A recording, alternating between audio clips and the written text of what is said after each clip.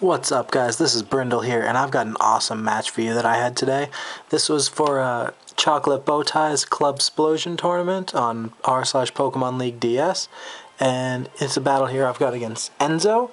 And if you look at our teams, I've got a pretty offensive Sun team. I mean, only two things really benefit from the Sun, but the idea is to just stop other weathers and just hit hard with fire moves. Enzo's team, if you look up there, it's incredibly offensive, and I was looking at that and I was like, okay, so we got a Scarf Rotom, probably Dragon Dance Scrafty, I'm thinking Calm Mind Latios, maybe a Scarf Genesect, Scarf Flagon, but it doesn't really make sense that you have three Scarfed things, so I think maybe the Genesect's like Rock Polish or something, and then a Banded Scizor.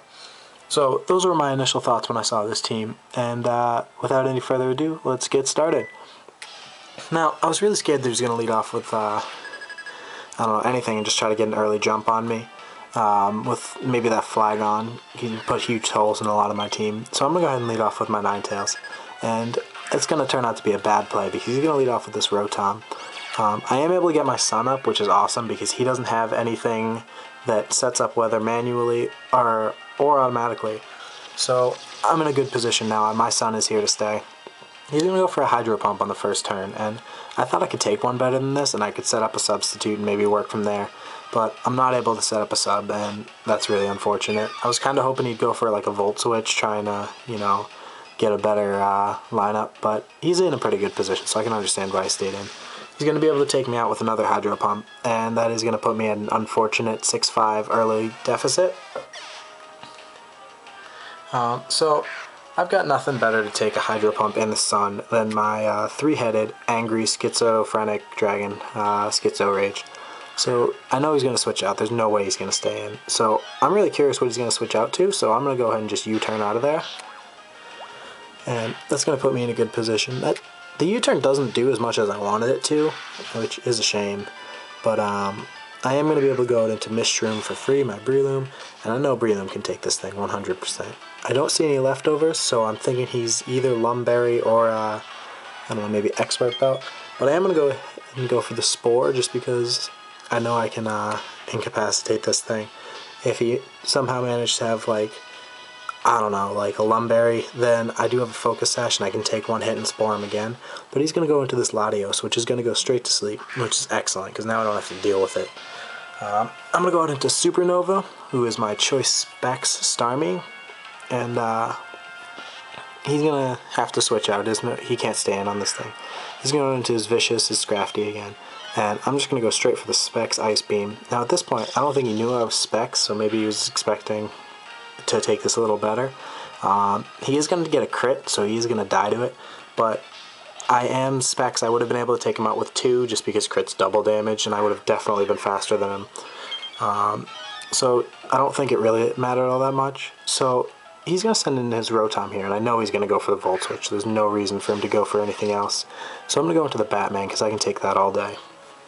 Now, 3 things on his team levitate above the ground, and one of them is asleep, one of them is a Steel type, so I'm not staying in. Or he's got 2 Steel types, sorry.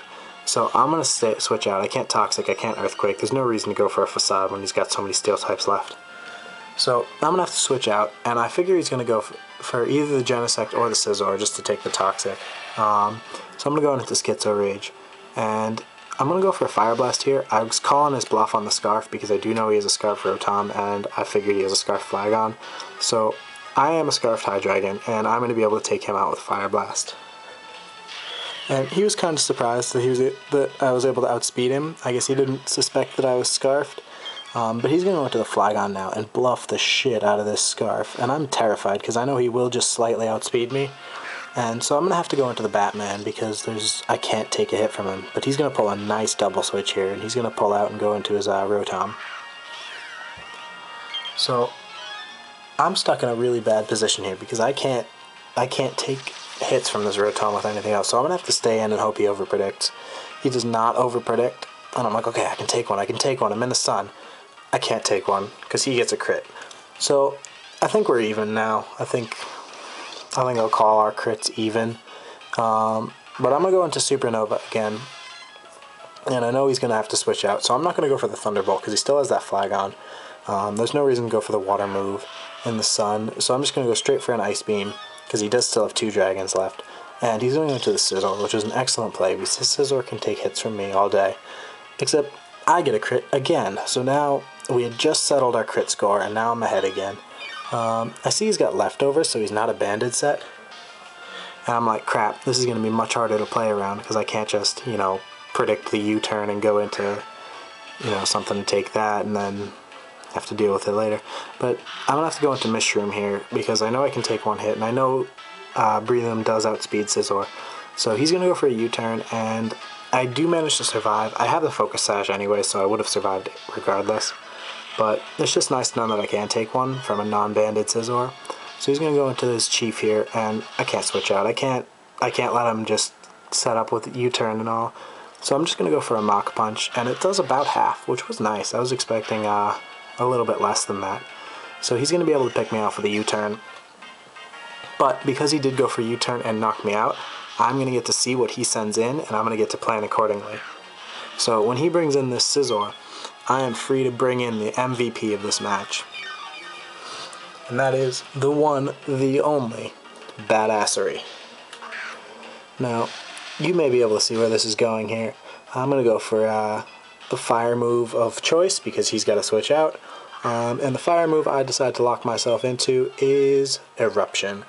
Now, in the Sun, Eruption at full health, Eruption is 150 base power with double stab from being a fire type and in the Sun. So that is a 300 base power move. And I'm going to hit that Rotom really hard. Now, he's Scarfed, I'm a faster Pokemon naturally, so I still get to go first. And I'm going to hit him with a second Eruption, and that Rotom is going down. I just 2-hit KO'd a Water type with a fire move. That's how powerful Badassery is. He's going to be forced to go into the Chief here, and I figured he had me, because I'm modest, I'm not timid, so if he had been a Jolly Scarfed Flagon, he would have outsped me. So either he's Adamant Scarfed, and we had a speed tie, or he's not Scarfed, or I think maybe he might have been Banded, just given that his Rotom was Scarfed. So now he's going to have to go out into Icarus, his Latios, and I mean, that's okay, because it is asleep, so I'm able to hit it with an Eruption.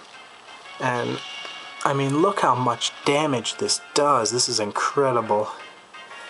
I'd say that's about 2/3.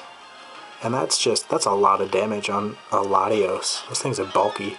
I do see the leftovers here, so he's not a Scarf set, which I was kind of afraid of, because if he woke up on this turn, I'd be in trouble. So I am going to be able to take him out with another Eruption. It is a shame this Latios didn't get to do a single thing this whole battle, and it was the thing I was scared of most on his team.